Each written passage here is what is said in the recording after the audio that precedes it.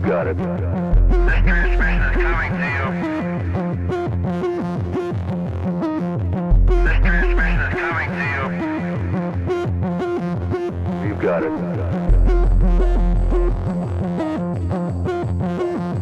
You've got it.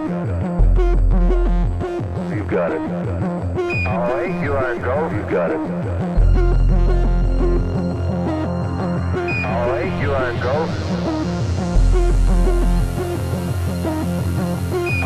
You are go. We see the Earth. You got it. We see the Earth now. You got it. We see the Earth. You got it. We see the Earth now. All right.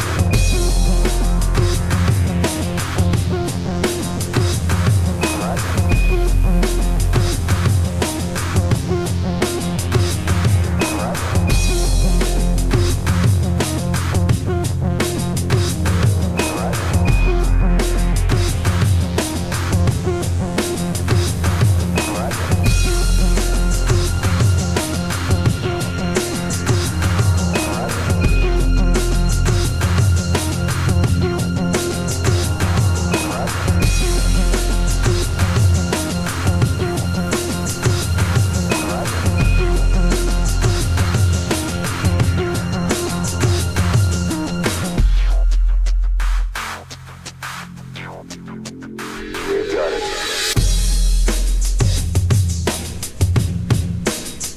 You got it. You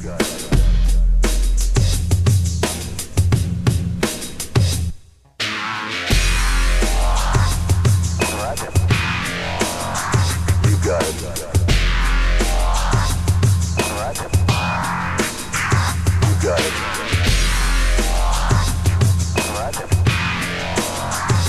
got it.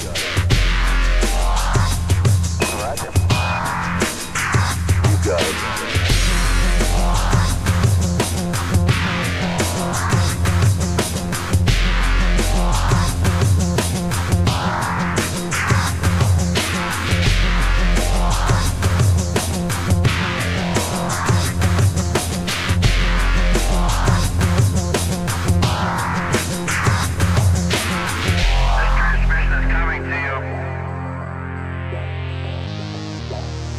This transmission is coming to you. You got it. This transmission is coming to you. This transmission is coming to you.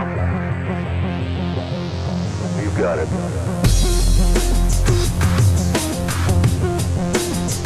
You got it.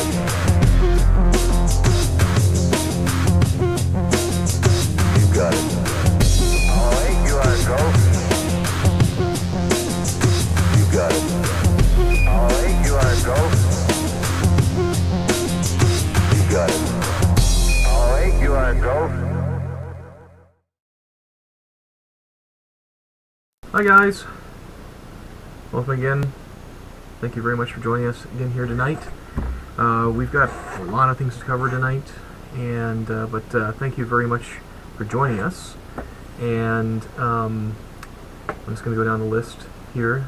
Thank you very much, Tola Dib, Yulman, Eagle and J, Powers USA, John Hubbard, Coder 96, Dally 888, James E. Vallon, X-Ray Charlie, and you wonderful, wonderful lurkers who are out there watching us. Thank you for joining us again here tonight. If you guys do not know, let me just go ahead and start off by saying that we have been updating the Google spreadsheet, and so now you guys can see who has shipped and who has yet to be shipped and who's on deck. So that's on our website. If you go to our website, www.highrail3d.com, and then underneath the Kickstarter, just mouse over to where it says Kickstarters, and you'll see where it says Queue for Orders. It's there. So, and it's been updated. So, none of the numbers that are there, so your old Kickstarter number that is there is yours, and yeah, it's looking pretty good. Well, Yeah. we're almost a third of the way complete. Yeah. Well, This weather didn't help anybody. no, the weather, being sick didn't help. And yes, for those of you who are out there, I know that the rest of the world, well, the rest of the United States, that is north of Atlanta, got a lot more snow than we did. And if you guys, I hope you guys are doing okay. But as I've said before, 3 snowflakes in the sky, and we tend to lose our minds down here in Atlanta. So, I saw 5 snowflakes, so it was total craziness. no, Bedlam. that's chaos. It was just the So- ice. The Well- snow is no big deal. It was just the ice. So, Hi, everybody. hey, Oh, oh yeah. another relaxing evening working on everything on the plane. Mm-hmm. One printer at a time. Yeah. Yeah. Well, I mean, the good thing is we've got 20 units in progress at the moment. Mm-hmm. Should have got a few more. We didn't ship anything this week, just in case anybody wants to know. We were going to, and Tuesday, Wednesday, and Thursday, no UPS service of any kind. Tuesday, Wednesday, and most of Thursday, no worker service of any kind. However, there is a silver lining on this one. I was blessed with 3 days of total quiet. I didn't even have to go out of the house. So I was stuck getting to do what I've been praying for, and that was work on the software. So I would say tremendous progress was made this week. Absolutely. Absolutely tremendous. Yes. Some of the key areas that I made advances in, we've been testing the Acknowledge code now for a couple of weeks, and it seems to be very solid. Mm-hmm. And Prime is ready for testing. Now we know the Acknowledge code isn't a problem. And on the Repetier side of things, we are able to slice and colorize correctly for the heads. The heads, one for the support material, one for the non-support material. And I have some pretty good viewing for that. So a little later on, I will give you a sneak peek on how it functions. But just enough so that you know it's looking pretty cool. Not enough so as to give those people who might want to copy it, not saying who they might be, too much information. But I think you'll find that it, yeah. And you'll like it because everything's set up for up to 8 heads. They are thinking towards the future. But with 4 heads, the colorization, the representation of it, and I will also show you how easy it is to change from one head to the other. And I think that means if you have 2 heads mounted, how easy it is to say, oh, print from here forward with the other head. And I think you'll like that. That's assuming you can VNC onto my computer from here. Yes, actually, I think we can. Yeah, I know you can. But I'll go check. No, I know we can. We've done it before. So what I'll have to do, that'll be a little later on. Okay. I think there were, sorry about that. What? You know, this week has been mostly a software week for me. Now that the last couple days we finally got some hardware moving back again. Had a full team in today and yesterday and Friday. Yep. So thank you, Evgeny, and thank you, Davo. Spencer, and thank you, Davo. Mm-hmm. Uh, Sable. And Sable. Yeah, we had everybody here. Matter of fact, the neighbors thought we were throwing a party. I didn't tell them or anything else. On another good note, our building that we put the offer in on was accepted, and so it looks like in a couple of weeks we'll be in doing the move tango. And don't fret, we're pretty good at moving, and so we'll be shut down for a couple of days from production, and then about a week from inconvenience, but only 2 days of production. We got a secret weapon whose name is Doroteo. Oh. And when it comes to moving, you just point, and magically it's like bewitched. Just wiggle your nose, and everything's moved. Mm-hmm. He is about 5'5" in both directions, and you've never seen a stronger guy in your life.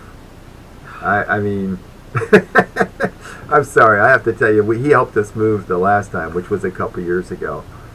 We're still astounded, you know. It's Human like machine. he's just amazing. Anyway, Incredible. Yeah. tonight's broadcast will probably be a short one. I promised to the wife we would do a little post-Valentine's thing, since I was working on Valentine's Day. So we're going to try to keep it to 1 hour sharp, if possible. Let me go and see what new things I want to share tonight. Most of the stuff has just been production stuff. The when it comes to updating, doing that kind of stuff. We've also been doing. Oh yes. Well, a little bit of design work. So we also have a couple of videos because I was also granted a few hours of silence. So the videos are starting to come along and come along quite nicely. So those people who have been asking us about how to tram, how to set up your printer, how to print, all that stuff, including some of the stuff that you learned in the classes, that's coming. Oh, and it will be on the wiki as well. So,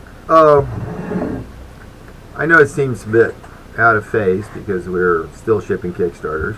We've shipped a few discreet people, like my friend down in Argentina who came up and got some scrap parts to put together a printer.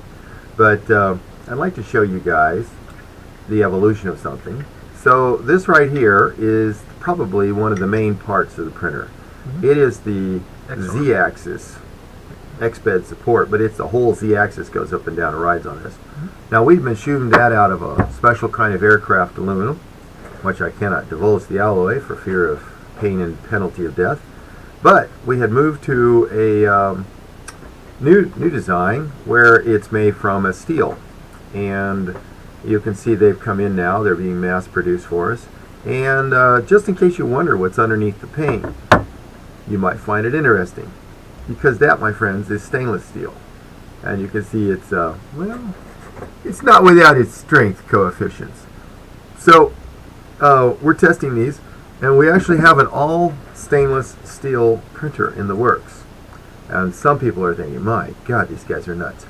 We are nuts. But there is some desire to move towards a food grade printer. And when you do that, we're going to get one that's completely wash downable. And that's an ambitious goal. We'll see how we do on it. Commonly in the industry, that's what's required. At least we'll make it so the modules can be dishwashered and brought back out, so we can keep the food from poisoning people. Again, this is one of those projects that's peripheral, and it's not bogging down any of the shipment or stuff. It's mostly being worked on. This particular part came right out of Vietnam. They have great sheet metal house. I mean, I was very impressed with their sheet metal quality. That said, that's one of the things that's moving along.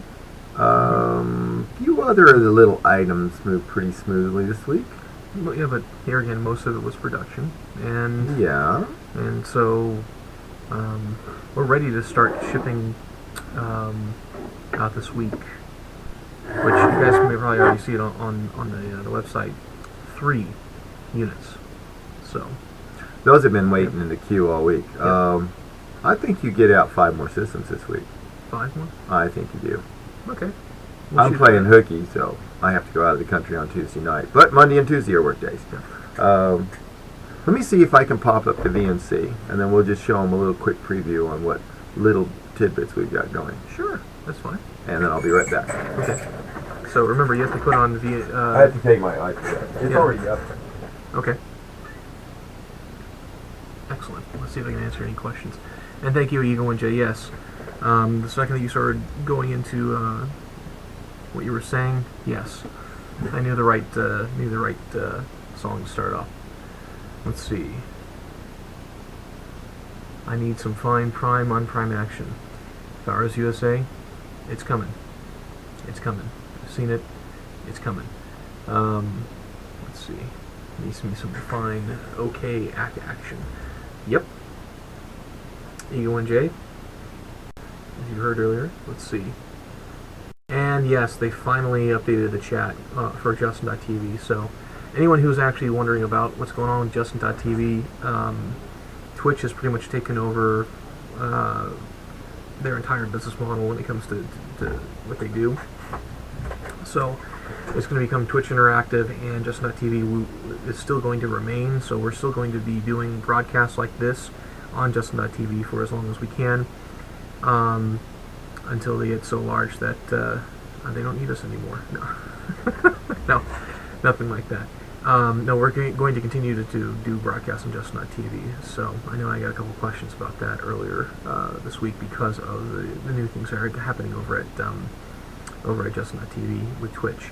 The other thing is that if you're going to have if you're experiencing any particular problems via Justin.tv, I know they've got a couple of new apps that they're working on specifically for the iPad, basically mostly tablet PCs, and also for your phone, your Android. So you'll be able to watch any of that from even your phone. So let's see. So what's the timeline for software and updates now that you've had so much lovely peace and quiet? That's a great question, Eagle1J. And the answer is one that I cannot give.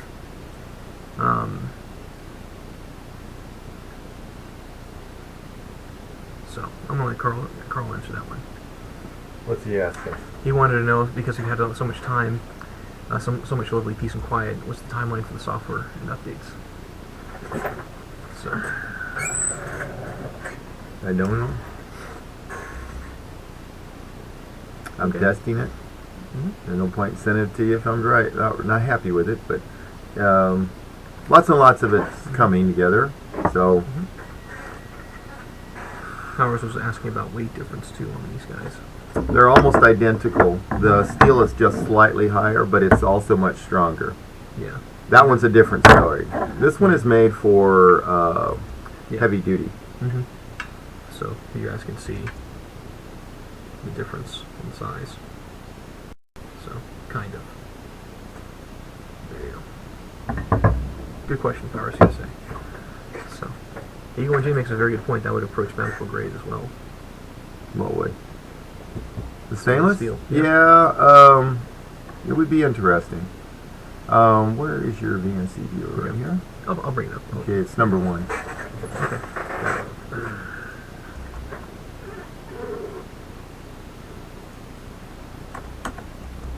See the launches. Eagle1J, why is Carl going to smack you? That's all I gotta ask.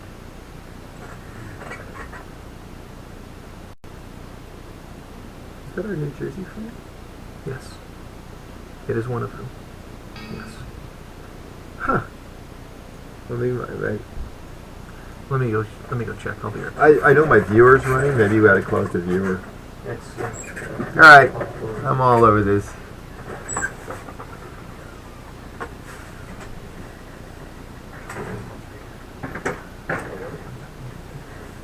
Thanks. Hey, Had to grab my dinner. of course you did. Good night.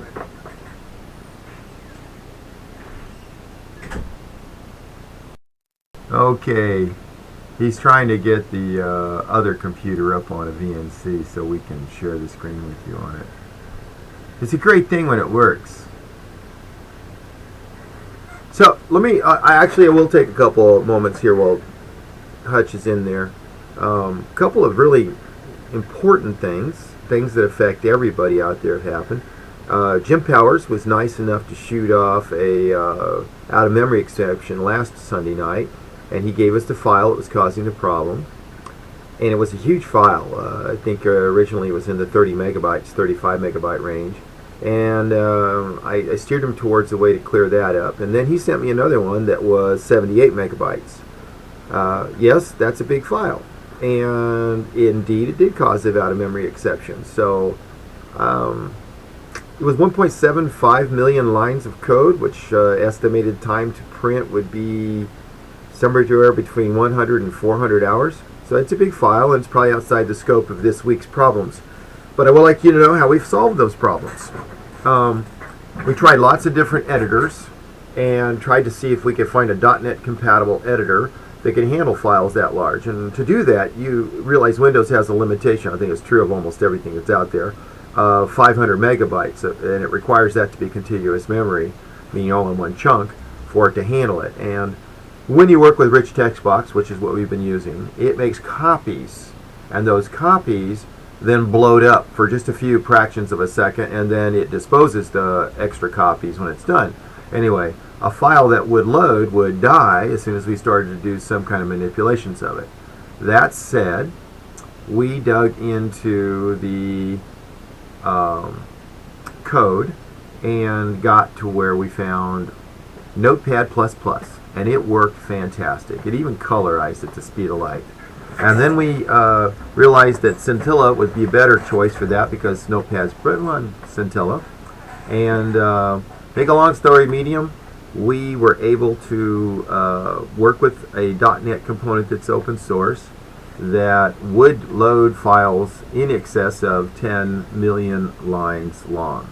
I realized that was low-hanging fruit at the moment, so I didn't pursue it further, but I thought it was nice that we have a solution that both colorizes and handles large files. So I thought that was pretty good. Actually, it was huge. That was one. The next one is that part of digging into the code, and you'll see this shortly, is the ability to assign properties to each of the emulation colors. And that's important because as the builds get more complex, it's going to be more important that when you preview the build, that what you see is accurate and that you have the ability to toggle on and off some of the extruders. So you can see, I mean, if one extruder is covering what the other one's doing, you won't be sure that it's working. So I think you'll start to get a better feel for what we're able to do already. And that's kind of cool. And then last but not least, I will throw in, using our world famous square dome as our stunt double, I will throw in a couple of lines of code and show you what it takes to move from one head to multiple heads, and what it takes to move from one head to the next head. Now all this is building up together. I know that may not seem like it's well, once you get it, you'll understand it better. We're getting all kinds of requests for people for support material, and that makes sense. I mean, a lot of what people are sending me requires support material. It's not easy, simple builds that mushroom out that can be built without any support material. So that would be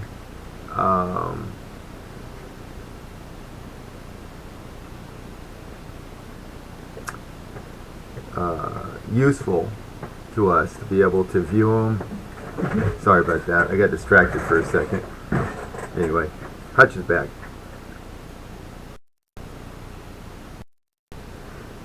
Do my best to try and get this guy up and running.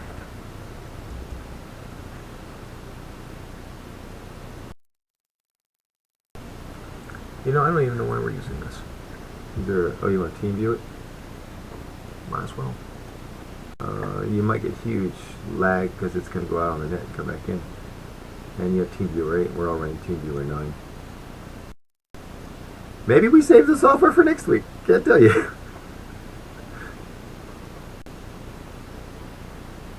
It's weird that it won't do it, but I think it's not able to run a service and a viewer at the same time. That's the only thing that makes sense to me. That's a possibility. In this case, it's okay because I'm using the service. You just did 8. Okay. Nope. Yeah, you know what? They want to No, do. that's not it. Did they see that? No. Oh.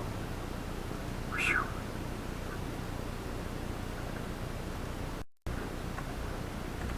I don't think it won't come out. The VNC works pretty good, but I'm gonna go check the other one just one more second. yeah. All right, so let's see.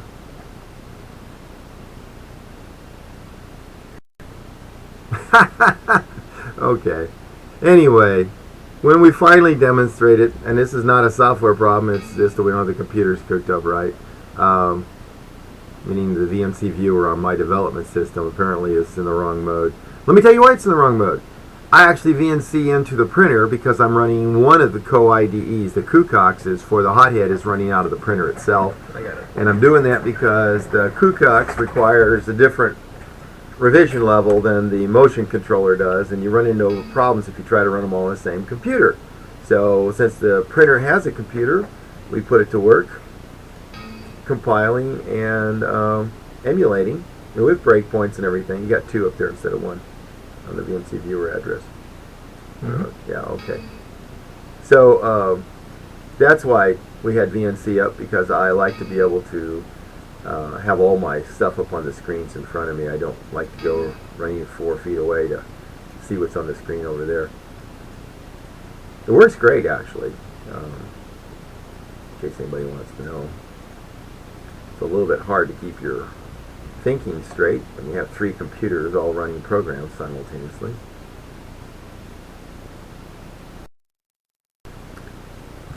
Doesn't look like it's going to allow us to do it tonight. Okay, well, So you know what? We'll set up a broadcast on the next one just specifically to share the software with everybody, and that might be a software training session anyway. okay, That makes for a nice broadcast. that's fine. Yeah, so we'll do that. The next one will be a software, and we'll release it at the same time. How's that? Really good. Everybody, I get back in the country in time. All right. Yeah, Jim. What Jim printed was the Voss, and it came out as a miniature version of the Voss, and it's not the Voss that we like to make. This was one of those flowing Statue of Liberty robe type Vosses, and it looked really cool. And he sent us a picture of it. Oh, I think I forwarded that to you guys. Maybe we'll show everybody what it looks like. He did a miniature because the big one was the one that was crashing the memory requirement. okay. Give me a second to pull it up. Oh, okay. Jim wants to know what's the reasonable upper limit on the print speed. We print at 25 millimeters a second. That's about 1 inch a second. I think if you go looking around, most of the printers get good results in that range. You can print faster, but if you do it, you have to make sure to watch the G-code, because if it changes directions, like in the motorboating, and you're going fast, it'll lose its position. So I think, from my experience, I have lots of things. Like I lay down my rafts at almost 2 inches a second, almost twice that speed, and I have no problem with it on a day when everything's sticking. If stuff's not sticking, you got to slow it down on the raft side of things. There's some different circumstances that will affect what your speed of print is. The other thing is that if you're interested in the texture of what you're printing, and it has irregular shapes to it, then 1 inch a second is a practical speed. I.e., if you're working with Slick 3R, then you're going to put in 25 millimeters a second. If you're looking to do it in millimeters per minute, that's 1500 millimeters per minute, 1.5 meters a minute. So those are the speeds that I found that printed well for ABS. When we're working in clay, I'm running around 1200 on most of my clay prints. Where are you at? For clay prints? I know you guys can do 1500, but I slow it down a little bit. 1500 is typically standard of what we're doing, 1500 millimeters per minute. Although we usually start off around 700, so that just as for training purposes, so people can really start to see how it lays itself down, and they can see how it, if you're going to be doing overflowing or underflowing. Yeah. Oh, he put it up there, but I don't know if that's his position.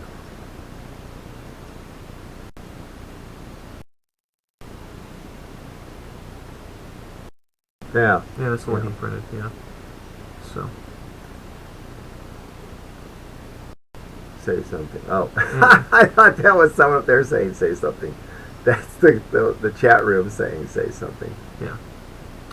So Jim tried to print that, and he printed it at 35 millimeters a second and lost its position.